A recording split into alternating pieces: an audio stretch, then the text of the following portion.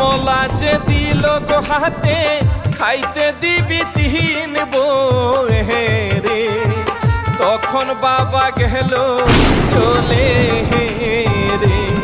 ওরে কমলা যে দিল বড় বহে রে।